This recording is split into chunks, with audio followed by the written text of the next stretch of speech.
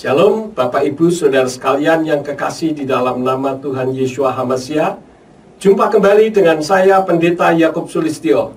Kali ini saya membuat video akan membahas satu video yang judulnya sengaja dibuat bombastis, yaitu seolah-olah mualaf menuduh kalau Kristen itu ngerampok Tuhannya. Kita lihat videonya secara utuh terlebih dahulu ya, kemudian nanti saya akan bahas. Kenapa kok LAI nulisnya Allah menciptakan langit dan bumi? Kenapa kok nggak langsung ditulis aja Tuhan menciptakan langit dan bumi? Kenapa harus Allah ditulis di situ? Ini saya beri judul Allah sama dengan Yahweh. Tapi kali ini sekali dayung saya mau dua pulau terlampaui. Nah, hari ini saya akan meluruskan apa yang dipikirkan oleh mualaf Iriani dan juga sekaligus Goldian.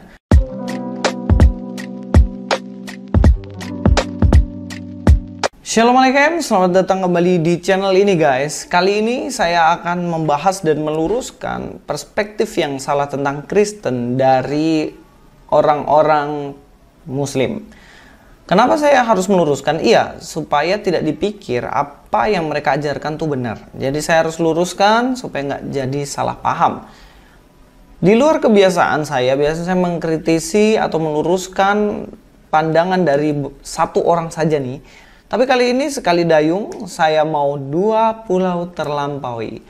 Nah, hari ini saya akan meluruskan apa yang dipikirkan oleh mualaf Iriani dan juga sekaligus Goldian. Karena duanya sebenarnya ada pendapat masing-masing tentang kata Allah dan keduanya nggak sependapat. Saya juga heran kenapa kok ada dua orang Muslim bahkan mengenai kata Allah pun memiliki perbedaan di antara mereka sendiri. Nah, kita langsung aja dengar yang pertama dari Mbak Iriani. Kita analisa tulisan yang diterjemahkan LAI menjadi kata Allah. Nah, mungkin sebelum aku lanjut, di sini ada teman-teman yang ngerasa diurapi Roh Kudus, yang merasa paham Alkitab, bisa bantuin aku. Ini bacaannya apa ya? Artinya apa? Nih, aku menampilkan 3 kodeks. Ada Westminster, ada WLC, sama Aleppo Codex. Yuk, kita analisa sama-sama tulisan Ibrani ini. Kita fokusin ke yang udah aku kasih kotak merah ya. Langkah pertama, kita rubah tampilan ini ke interlinear. Nah, dari situ sudah tampak bahwa tulisan tadi bacaannya Elohim. Terjemahan bahasa Inggrisnya God, artinya Tuhan, bukan Allah. Tapi kita pastiin dulu ya, ini aku copy, bener gak sih ini tulisannya bacanya Elohim, artinya God. Nah, ini aku mau paste di Google Translate dulu. Nah, di Indonesia ini artinya Tuhan. Sekarang aku pakai Palim ya, palim.com. Aku paste di sini, terus kita cari tahu nih, bener nggak ini tulisannya bacaannya Elohim, artinya God. Nah, ini kelihatan jelas banget ya. Jadi ini artinya God, bacanya Elohim ya, diterjemahin artinya God ya, bukan Allah ya, tapi God. Nah, jadi kayak gini kalau masih ngeyel gimana nih? Jangan ngaku-ngaku deh ya. Jangan ngaku-ngaku kita nyontek ya. Padahal kalian sendiri nggak ada tulisan kata Allahnya ya di sini. Adanya God. Jadi ternyata kata yang diterjemahkan LAI menjadi kata Allah di original teksnya itu adalah Elohim, yang artinya Tuhan. Terus kenapa kok nggak ditulis Tuhan aja? Kenapa kok LAI nulisnya Allah menciptakan langit dan bumi?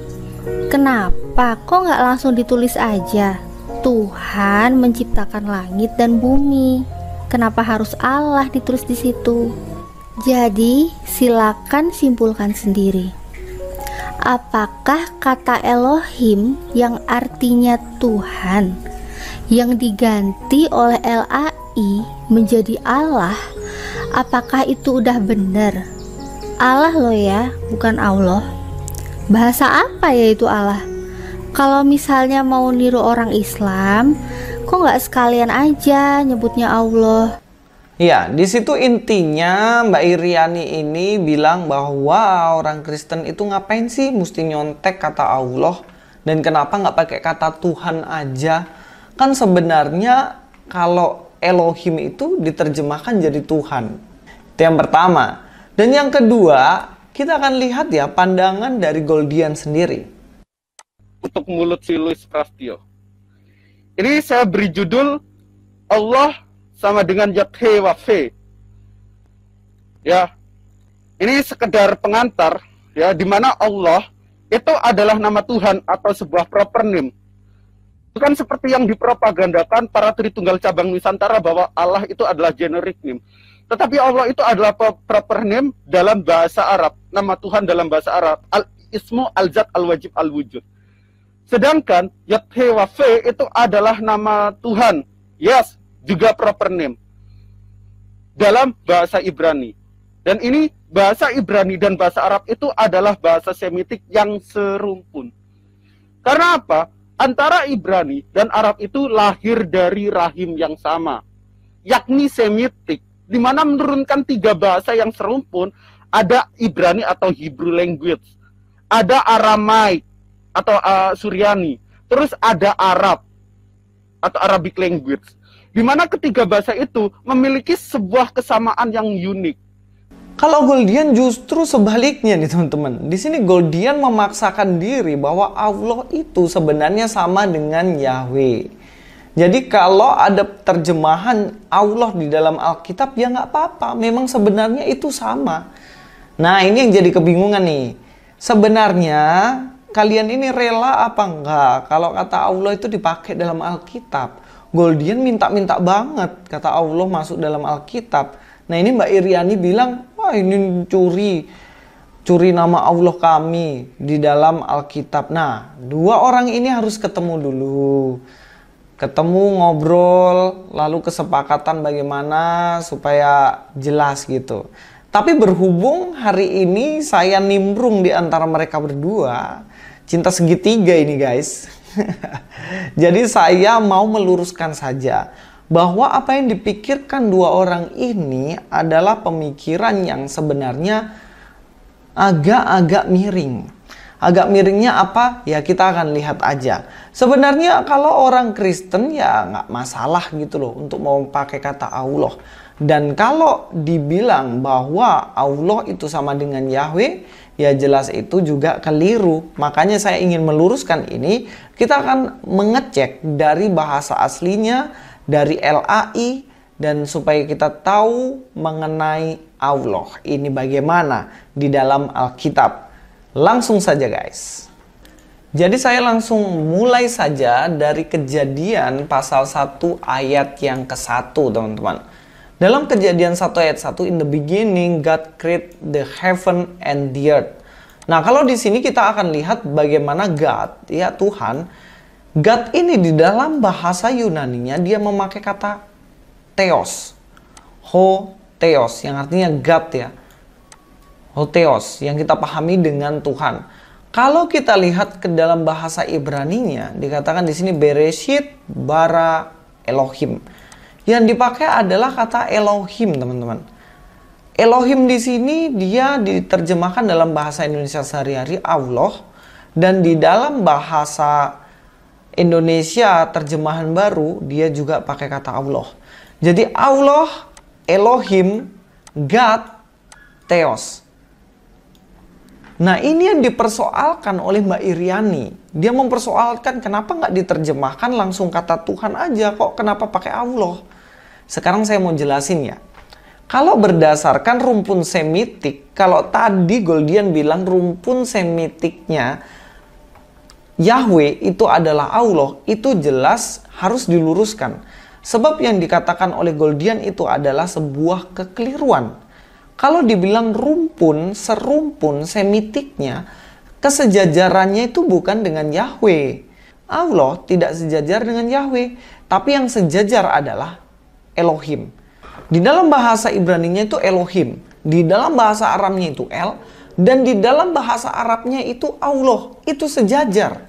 Makanya kenapa LAI menerjemahkan di sini Elohim diterjemahkan menjadi Allah, karena memang secara rumpun semitik itu sama. Karena apa? Karena ini bukan proper name, tetapi ini adalah generic name, yaitu gelar yang disandangkan kepada pribadi yang layak untuk disembah. Di dalam Arab, bahasa Arab itu Allah. Di dalam bahasa Ibrani itu jelas Elohim. Dalam bahasa Aramaik, El.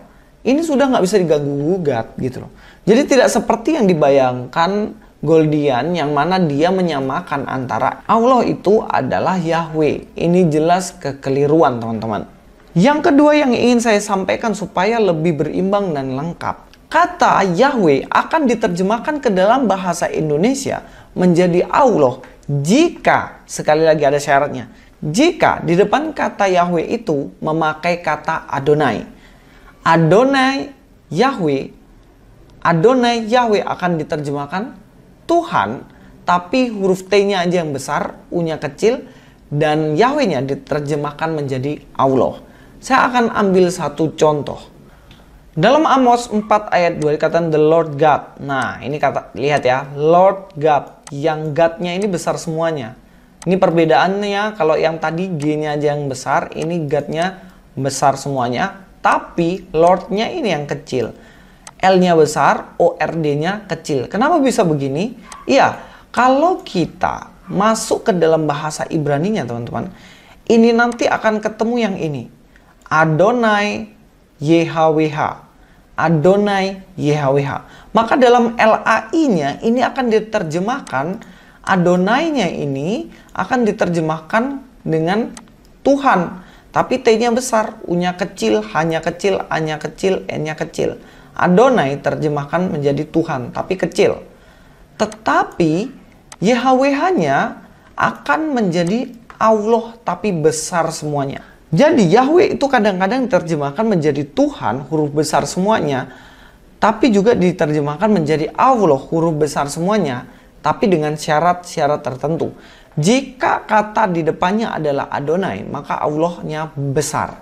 Tetapi jika tidak ada kata Adonai di depannya, maka akan diterjemahkan menjadi Tuhan, huruf besar semuanya. Dan itu memang penerjemahan yang dilakukan oleh LAI. Tetapi kalau Elohim, itu tetap akan ketemu menjadi Allah. Jika kata Yahweh, Elohim ketemu jadi satu, maka itu akan diprioritaskan. Yahweh-nya diterjemahkan menjadi Tuhan dan Elohim-nya diterjemahkan menjadi Allah. Dan itu ketentuannya, prioritas, skala prioritasnya. Kita akan lihat ya, di dalam Keluaran 9 ayat 30, di sini, not yet fear the Lord God. Lord-nya huruf besar semuanya, God-nya G-nya aja yang besar. Karena kalau kita mengacu ke bahasa Ibraninya, di sini Yahweh duluan, kemudian Elohim. Ketemu kata Yahweh Elohim, maka Yahweh-nya ini akan diterjemahkan menjadi Tuhan huruf besar semuanya, bukan Allah huruf besar semuanya, karena tidak ada Adonai-nya. Dan kemudian Elohim-nya ini akan diterjemahkan menjadi Allah huruf A-nya yang besar, A-L-L-A-H-nya kecil. Jadi memang secara semitik, Elohim itu sejajar dengan Allah. Tidak seperti yang dikatakan Goldian. Dan juga, nggak masalah kalau Elohim dalam Alkitab terjemahkan menjadi Allah. Karena serumpun semitik. Nggak bisa dilarang. Seperti yang dibilang oleh Mbak Iriani. Katanya Kristen mencuri. Enggak dong. Memang itu sejajar katanya. Tetapi yang namanya YHWH tetap akan diterjemahkan dalam bahasa Indonesia menjadi Tuhan dalam huruf besar semuanya. Kemudian yang menarik di sini adalah Mbak Iriani mengatakan bahwa orang Kristen itu sebenarnya mencuri kata Allah dari Islam. Nah, ini juga saya harus luruskan ini, teman-teman. Sebab sebelum Islam ada dan lahir, orang-orang Kristen Arab sudah memakai kata Allah dalam kitab mereka. Kristen ya, Kristen yang memang berkebangsaan Arab atau Kristen Arab, mereka sudah memakai kata Allah sebelum Islam ada. Buktinya dari mana? Ya banyak banget buktinya. Saya mau ambil satu dulu dari Alkitab ya. Dalam Kisah Para Rasul 2 ayat 11 katakan, baik orang Yahudi maupun penganut agama Yahudi, orang Kreta dan orang Arab, kita mendengar mereka berkata-kata dalam bahasa kita sendiri tentang perbuatan-perbuatan yang besar yang dilakukan Allah. Orang Arab. Ternyata pada zaman itu sudah ada orang-orang Arab yang bertobat dan percaya kepada Kristus. Dan juga mereka sekalipun Arab, tetapi mereka sudah menjadi Kristen. Nah, mereka ketika kembali ke negaranya, ke daerahnya, disitulah mereka menjadi Kristen Arab. Dan mereka menyebut Elohim atau menyebut Tuhan, Yahweh, itu dengan sebutan Allah. Sesederhana itu. Tetapi muatan di dalamnya antara Allahnya orang-orang Islam dengan Allah di dalam konteks Kristen itu jelas berbeda. Berbeda dalam arti apa? Nubuatannya berbeda, aturan perintah pewahyuannya berbeda. Jadi untuk penyebutan nggak masalah, sama Allah. Tetapi dalam pribadinya sebenarnya adalah pribadi yang berbeda. Saya ingin ambil satu bukti lagi bahwa orang Kristen sebenarnya sudah memakai kata Allah sebelum Islam ada.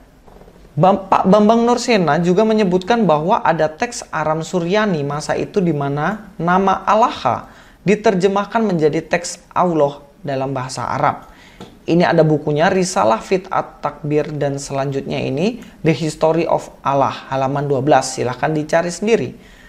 Menarik juga mengamati penggunaan nama Allah di kalangan Arab beragama Yahudi, di mana sebelum Islam lahir ada imam sinagoga di Madinah yang bernama Abdallah bin Saba. Selain itu teman-teman, nama Allah ternyata sudah digunakan Alkitab bahasa Arab sedini tahun 630-an sebelum Al-Quran ditulis, di mana fragmen-fragmen dalam bahasa Arab mulai ditulis oleh Patriark Abisedra II. Dan disusun lengkap berasal dari Hunayan bin Ishak dan Sadia Geon pada abad ke-9. Dari beberapa hal yang saya sudah ulaskan, kita dapat menyimpulkan pada akhirnya bahwa orang Kristen kalaupun mau memakai kata Allah sebenarnya nggak masalah. Karena memang sebelum Islam ada, kita sudah memakai kata Allah atau Allah. Oke ya? Tetapi sebaliknya, ketika Goldian mengatakan bahwa Allah dalam agamanya itu sama dan sejajar karena serumpun dengan kata Yahweh yang ada di dalam Alkitab, ini juga jelas keliru. Sebab kalau dikatakan sejajar, sebenarnya itu jelas enggak. Karena YHWH adalah proper name, nama dari Allah orang Israel, bukan sekedar gelar. Terima kasih, sampai ketemu di video selanjutnya. Mudah-mudahan apa yang saya berikan ini membuat kita semakin mengenal Tuhan, kita teredukasi dengan cara yang benar, bukan serampangan. Louis Prasetyo, God be with you all.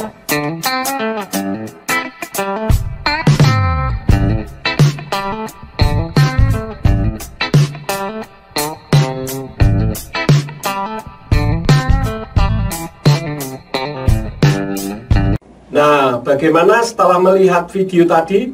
Sekarang saya akan bahas satu persatu ya. Mari kita mulai dengan yang berikut ini. Kita analisa tulisan yang diterjemahkan LAI menjadi kata Allah. Nah, mungkin sebelum aku lanjut, di sini ada teman-teman yang ngerasa diurapi Roh Kudus, yang merasa paham Alkitab, bisa bantuin aku. Ini bacaannya apa ya? Artinya apa? Nih, aku menampilkan 3 kodeks. Ada Westminster, ada WLC, sama Aleppo Codex. Yuk, kita analisa sama-sama tulisan Ibrani ini. Kita fokusin ke yang udah aku kasih kotak merah ya. Langkah pertama, kita rubah tampilan ini ke interlinear. Nah, dari situ sudah tampak bahwa tulisan tadi bacaannya Elohim. Terjemahan bahasa Inggrisnya God, artinya Tuhan. bukan Allah. Tapi kita pastiin dulu ya. Ini aku copy. Bener gak sih? Ini tulisannya bacanya Elohim, artinya God. Nah, ini aku mau paste di Google Translate dulu. Nah, di Indonesia ini artinya Tuhan. Sekarang aku pakai PAlim ya, PAlim.com. Aku paste di sini, terus kita cari tahu nih. Bener nggak ini tulisannya bacaannya Elohim, artinya God? Nah, ini kelihatan jelas banget ya.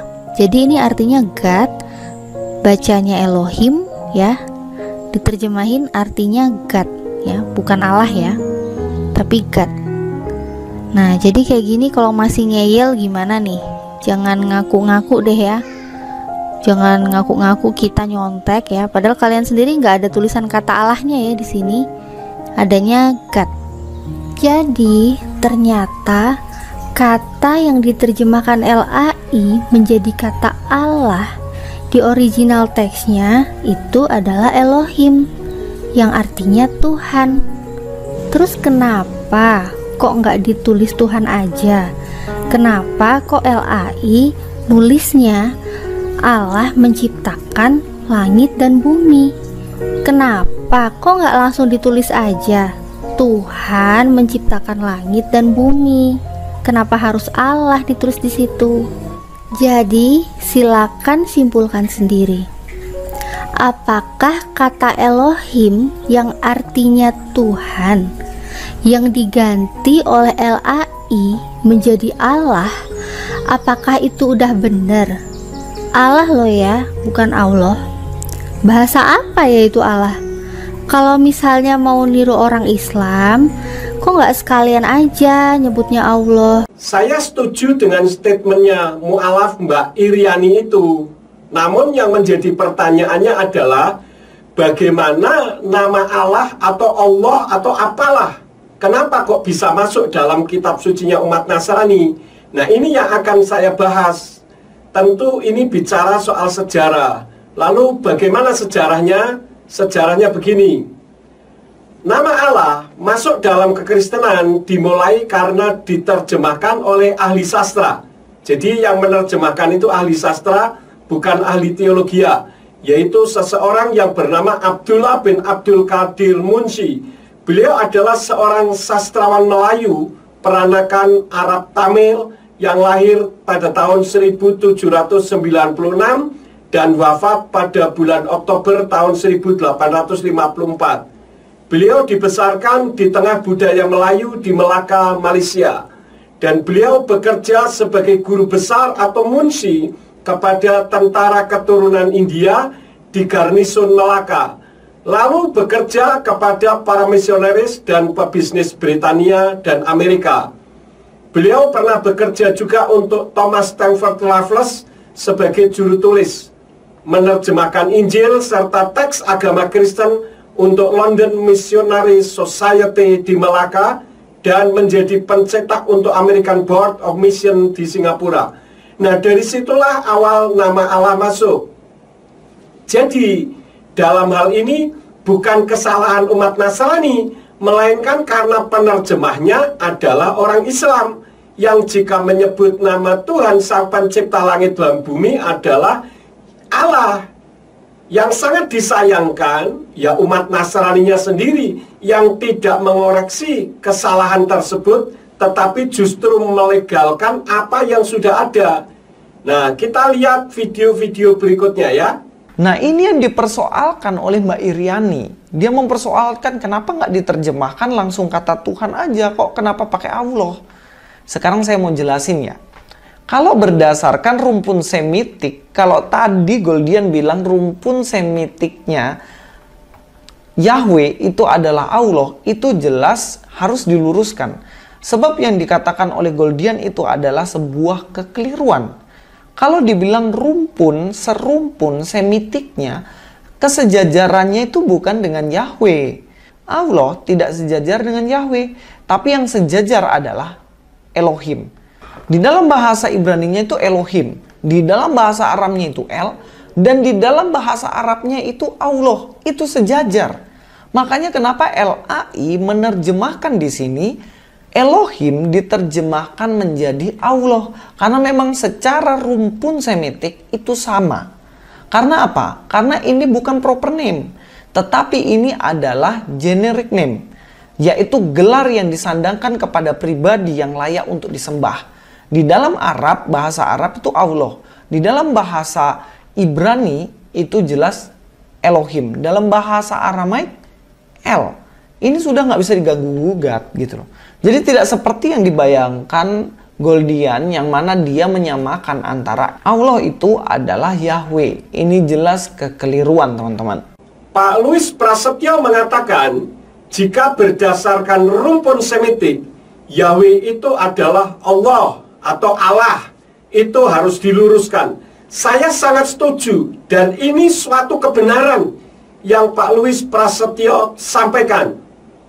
Benar, Allah atau Allah tidak sejajar dengan Yahweh, tapi bukan karena sejajar dengan Elohim, seperti yang disampaikan oleh Bapak Louis Prasetyo tadi. Karena Allah dengan Yahweh itu sama-sama nama pribadi, namun Allah itu diciptakan, sedangkan Yahweh itu pencipta. Dalam bahasa Semitik, seperti Elohim, itu sama dengan El dalam bahasa Aram. Namun bukan dalam bahasa Arabnya itu Allah. Karena El dan Elohim itu sebutan, sedangkan Allah itu nama pribadi. Sesuai yang disampaikan oleh Bapak Louis Prasetyo. Jadi, Yayasan Lembaga Alkitab Indonesia menerjemahkan Elohim menjadi Allah. Itulah yang menyebabkan kekeliruan yang dilakukan oleh Yayasan Lembaga Alkitab Indonesia dalam menerjemahkan kitabnya. Kenapa? Karena dalam bahasa Arab seharusnya Elohim itu diterjemahkannya ilah atau Rab, bukan Allah. Karena ilah dan Rab itu sama dengan Elohim, yaitu sama-sama sebutan. Sedangkan Allah itu nama diri, jadi berbeda. Yang kedua yang ingin saya sampaikan supaya lebih berimbang dan lengkap. Kata Yahweh akan diterjemahkan ke dalam bahasa Indonesia menjadi Allah jika, sekali lagi ada syaratnya, jika di depan kata Yahweh itu memakai kata Adonai. Adonai Yahweh akan diterjemahkan Tuhan, tapi huruf T-nya aja yang besar, U-nya kecil, dan Yahweh-nya diterjemahkan menjadi Allah. Inilah kerancuan terjemahan Yayasan Lembaga Alkitab Indonesia dalam menerjemahkan kitabnya. Yahweh yang adalah nama diri tidak seharusnya diterjemahkan, apalagi diterjemahkan menjadi Tuhan, huruf besar semua, Tuhan T-nya saja yang huruf besar, Allah huruf besar semua, dan Allah hanya saja yang huruf besar dalam terjemahan Yayasan Lembaga Alkitab Indonesia. Saya katakan ini sangat rancu. Bagaimana kerancuannya? Nanti saya akan terangkan di bagian selanjutnya. Saya akan ambil satu contoh. Dalam Amos 4 ayat 2 dikatakan the Lord God. Nah, ini kata, lihat ya, Lord God. Yang God-nya ini besar semuanya. Ini perbedaannya, kalau yang tadi G-nya aja yang besar, ini God-nya besar semuanya. Tapi Lord-nya ini yang kecil. L-nya besar, O-R-D-nya kecil. Kenapa bisa begini? Iya, kalau kita masuk ke dalam bahasa Ibrani-nya teman-teman, ini nanti akan ketemu yang ini. Adonai YHWH. Adonai YHWH. Maka dalam LAI-nya ini akan diterjemahkan, Adonai-nya ini akan diterjemahkan dengan Tuhan. Tapi T-nya besar, U-nya kecil, H-nya kecil, A-nya kecil, N-nya kecil. Adonai terjemahkan menjadi Tuhan, tapi kecil. Tetapi YHWH-nya akan menjadi Allah, tapi besar semuanya. Jadi Yahweh itu kadang-kadang diterjemahkan menjadi Tuhan, huruf besar semuanya. Tapi juga diterjemahkan menjadi Allah, huruf besar semuanya. Tapi dengan syarat-syarat tertentu. Jika kata di depannya adalah Adonai, maka Allahnya besar. Tetapi jika tidak ada kata Adonai di depannya, maka akan diterjemahkan menjadi Tuhan, huruf besar semuanya. Dan itu memang penerjemahan yang dilakukan oleh LAI. Tetapi kalau Elohim itu tetap akan ketemu menjadi Allah. Jika kata Yahweh, Elohim ketemu jadi satu, maka itu akan diprioritaskan. Yahweh-nya diterjemahkan menjadi Tuhan dan Elohim-nya diterjemahkan menjadi Allah. Dan itu ketentuannya, prioritas, skala prioritasnya. Kita akan lihat ya, di dalam Keluaran 9 ayat 30, di sini, not yet fear the Lord God. Lord-nya huruf besar semuanya, God-nya G-nya aja yang besar. Karena kalau kita mengacu ke bahasa Ibraninya, di sini Yahweh duluan, kemudian Elohim. Ketemu kata Yahweh Elohim, maka Yahweh-nya ini akan diterjemahkan menjadi Tuhan huruf besar semuanya, bukan Allah huruf besar semuanya, karena tidak ada Adonai-nya. Dan kemudian Elohim-nya ini akan diterjemahkan menjadi Allah huruf A-nya yang besar, A-L-L-A-H-nya kecil. Jadi memang secara semitik, Elohim itu sejajar dengan Allah, tidak seperti yang dikatakan Goldian. Menerjemahkan dengan cara seperti itu, membedakan huruf besar dan huruf kecil jika dibaca, mana bisa diketahui. Misalkan saya mengatakan Allah, Allah, Allah. Coba saudara tebak, Allah yang huruf besar semua, itu yang saya sebut yang pertama, yang kedua, atau yang ketiga. Kemudian Lord, Lord. Mana yang Lord huruf besar semua, dan mana yang huruf besarnya hanya di depannya saja, yang pertama atau yang kedua? Tentu sangat sulit. Dan dalam hal ini tidak ada orang yang berdoa, ya Tuhan huruf besar semua. Tidak ada. Padahal antara Allah huruf besar semua, Allah A-nya saja yang huruf besar, Allah kecil semua, atau Lord huruf besar semua, dan Lord L-nya saja yang huruf besar, itu dalam bahasa Ibraninya sama sekali berbeda. Totally different. Jadi penerjemahan seperti itu tidak sesuai dengan kaidah penerjemahan bahasa dalam menerjemahkan, karena bisa mengubah arti jika jadi sebuah kalimat dan menghasilkan makna yang ambigu dan rancu. Dan juga nggak masalah kalau Elohim dalam Alkitab terjemahkan menjadi Allah, karena serumpun semitik. Nggak bisa dilarang, seperti yang dibilang oleh Mbak Iriani. Katanya Kristen mencuri. Enggak dong, memang itu sejajar katanya. Menerjemahkan Elohim menjadi Allah boleh saja dianggap tidak bermasalah bagi Yayasan Lembaga Alkitab Indonesia, sehingga Pak Louis Prasetyo mengatakan hal yang sama, karena dianggap serumpun. Namun sesungguhnya sangat bermasalah, karena Elohim itu sebutan, sedangkan Allah itu nama diri. Bahkan nama diri sesembahan lain.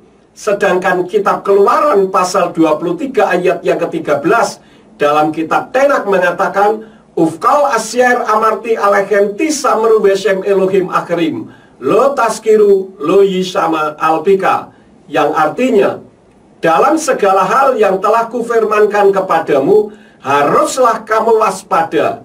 Juga nama sesembahan-sesembahan lain jangan kamu sebut-sebut. Itu jangan keluar dari mulutmu. Nah, Allah kan nama sesembahan lain. Jadi meskipun menurut Yayasan Lembaga Alkitab Indonesia dan Pak Louis Prasetyo tidak bermasalah, tetapi tetap saja menurut firman Tuhan bermasalah, iya kan? Tetapi yang namanya YHWH tetap akan diterjemahkan dalam bahasa Indonesia menjadi Tuhan dalam huruf besar semuanya. Kemudian yang menarik di sini adalah Mbak Iriani mengatakan bahwa orang Kristen itu sebenarnya mencuri kata Allah dari Islam. Nah, ini juga saya harus luruskan ini, teman-teman. Sebab sebelum Islam ada dan lahir, orang-orang Kristen Arab sudah memakai kata Allah dalam kitab mereka. Kristen ya, Kristen yang memang berkebangsaan Arab atau Kristen Arab, mereka sudah memakai kata Allah sebelum Islam ada. Kristen Arab sebelum Islam lahir memang sudah menyebut Allah atau Allah. Hal itu karena Kristen Arab mengadopsi satu di antara 360 dewanya orang Arab. Untuk lebih jelasnya, coba lihat video saya ini. Kenapa Kristen Arab menggunakan Allah? Sejarah membuktikan karena tekanan penguasa di Arab saat itu dan karena pengaruh agama suku Quraisy, sebelum Islam lahir, di Arab zaman jahiliyah ada 360 dewa, di antaranya Al-Lata, Al-Uzza, Manah, Hubal, Allah, Wat, Yaghut, Ya'ud, Nazar, dan sebagainya. Hal itu tertulis di buku Passing Over Melintas Batas halaman 85 dan buku Bid'ah-Bid'ah di Indonesia oleh Dr. Andes Kiai Haji Badruddin Subki halaman 81. Buktinya dari mana? Ya banyak banget buktinya. Saya mau ambil satu dulu dari Alkitab ya. Dalam Kisah Para Rasul 2 ayat 11 katakan, baik orang Yahudi maupun penganut agama Yahudi, orang Kreta dan orang Arab, kita mendengar mereka berkata-kata dalam bahasa kita sendiri tentang perbuatan-perbuatan yang besar yang dilakukan Allah. Orang Arab. Ternyata pada zaman itu sudah ada orang-orang Arab yang bertobat dan percaya kepada Kristus. Dan juga mereka sekalipun Arab, tetapi mereka sudah menjadi Kristen. Nah, mereka ketika kembali ke negaranya, ke daerahnya, disitulah mereka menjadi Kristen Arab. Dan mereka menyebut Elohim atau menyebut Tuhan, Yahweh, itu dengan sebutan Allah. Sesederhana itu. Gara-gara terjemahan Yayasan Lembaga Alkitab Indonesia salah menerjemahkan, maka Pak Louis Prasetyo berpikir mereka dalam kisah pencurahan Ruach HaKodes di loteng Yerusalem tersebut menyebut Elohim atau menyebut Tuhan Yahweh dengan sebutan Allah. Padahal yang diperbincangkan di situ bukan soal nama, melainkan soal bahasa. Karena Kristen Arab menyebut Yahweh dengan Yahwah, karena huruf Arab tidak mengenal vokal E. Coba kita dengar teman saya, Saudara Evangelis Paulus Sahril Komar, yang adalah seorang penerjemah bahasa Arab, membaca kitabnya Kristen Arab di kitab Keluaran 3 ayat 15 dan Yirmiyahu atau Yeremia pasal 33 ayat yang kedua. Coba didengar dulu ya. Keluaran 3 ayat 15 atau Siprul Khurujis Salis al-ayatus khamisya asyar. Bunyinya, wa qala Allahu aidon li Musa hakaza taqulu li bani Israil Yahwa ilahu abaikum ilahu Ibrahim wa ilahu Ishaq wa ilahu Ya'qub arsalani ilaikum. Haza ismi ilal abadi wa haza zikri ila daurin fadaur. Yeremia pasal 33 ayat 2 atau Sifru Irmia salis wa salasin al-ayatus saniyah.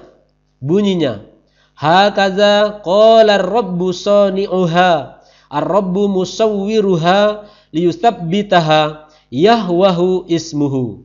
Nah, bisa dibedakan kan? Nama dengan sebutannya, namanya siapa? Yahwah, bukan Allah.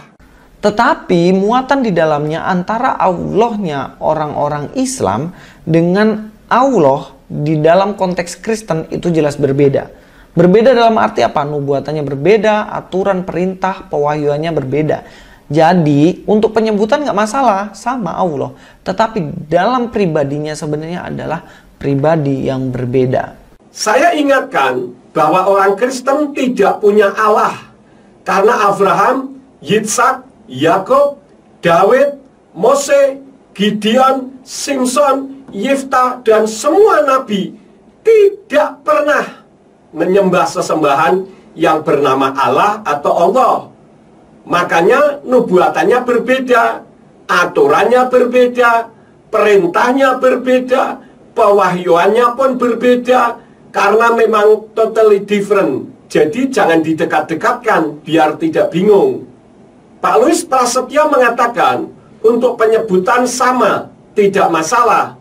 Saya setuju jika penyebutannya untuk di Indonesia pakai sebutan Gusti, Tuhan, atau sebutan umum lainnya yang tidak bermasalah.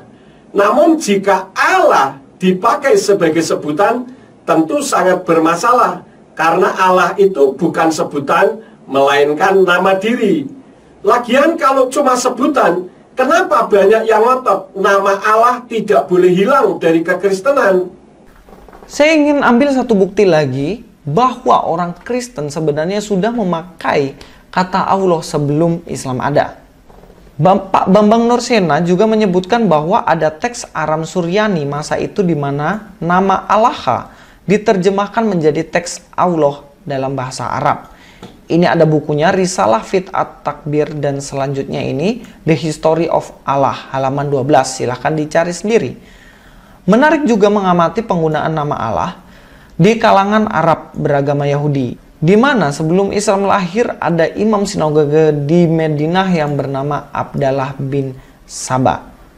Selain itu teman-teman, nama Allah ternyata sudah digunakan Alkitab bahasa Arab sedini tahun 630-an sebelum Al-Quran ditulis, di mana fragmen-fragmen dalam bahasa Arab mulai ditulis oleh Patriark Abisedra II dan disusun lengkap berasal dari Hunayan bin Ishak dan Sadia Geon pada abad ke-9. Memberitakan kebenaran firman itu seharusnya tidak mengacu kepada referensi dari luar firman. Ya, kalau acuannya itu benar sesuai isi hati Tuhan. Artinya, kita jangan ikut-ikutan saja dan jangan keluar dari sumbernya.